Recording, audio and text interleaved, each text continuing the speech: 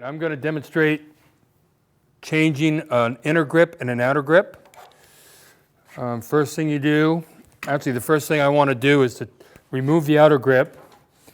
That's done by taking a screwdriver, loosening up the clamp screw again. Got a 6 millimeter socket in the end of a cordless drill. You just back it off all the way till it stops. Then you can pull the grip off the end. Then you remove the inner grip. I like to go right on the seam. There's a line, it's a molding seam of the handle. And I'll use a utility knife and I'll cut down through the grip without scratching too much of the handle and try to go right in line with that molding seam of the handle. And if you feel it as you're going, you can cut right down through and you can feel the blade make contact with the handle, so you know you've gone down through the grip. Once you do that, you can try using a chisel to remove it that way. Sometimes you need to use a heat gun to get them off, and sometimes they come off without it. If you pry underneath the lip of the grip, then oftentimes you can take it and peel it right off, like this one is. And the adhesive, a lot of the adhesive will stay inside the grip, and some adhesive will also be left on the handle sometimes. One thing you want to make sure is you get the adhesive off. I use a utility knife to get the remaining adhesive off the shaft. You don't want to end up having bumps of adhesive when you have the new grip on. There's very little here. Most of it stayed on the grip, but sometimes there can be more that stays on the handle. It just depends on if it's stuck more to the handle or stuck more to the grip.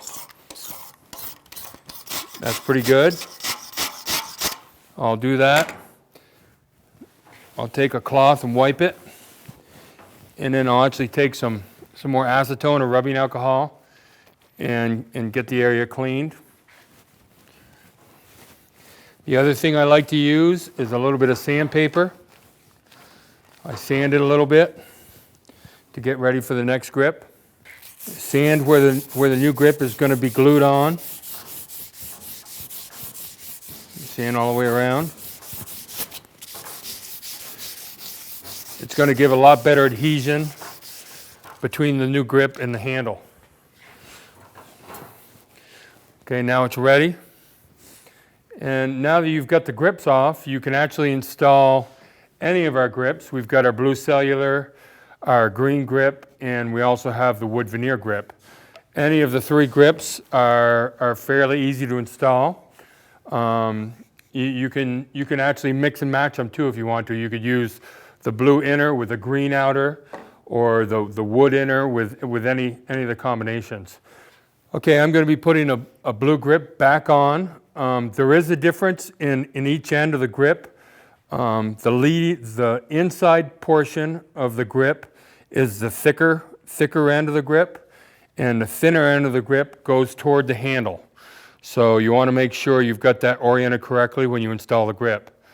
When you're ready to do it, we've got our 2-part 50 milliliter urethane adhesive, and I'll put a new tip on there. This works really well, and we've got our special caulking gun, but this can also be used in a universal caulking gun with the insert we have as well. So what I do is I'll start pumping glue to the very inside of the grip, and I'll put a bead around the inside. I like to turn it 3 or 4 times and have 3 or 4 rings from the center out. Then I'll turn the grip around and I'll do the same thing from the other end. So I'll end up with about 8 rings of glue on the inside of the grip, and you want to make sure you have plenty of adhesion from the grip to the handle. Once you've got enough in there, You can actually tape off where the outside grip goes, and you won't have to clean up as much. I like to just slide the grip on and try to keep it in the middle so it only contacts on the fatter part of the transition. And I can wipe off the excess glue off the end of the handle afterward. So I'll push the grip on as I'm going. That's another reason for using enough glue. You want to make sure it helps you a lot with reducing friction when you're installing the grip. And you can see where the old grip went on to, because there's a faint line of where that was. You push it onto that point, and then you're going to be cleaning up the excess glue with either a rag or paper towels. You want to pay special attention to the end plug of the handle, because you don't want that to be filled up with any glue that's going to make installing a new grip difficult to do. So I make sure I get all the glue off.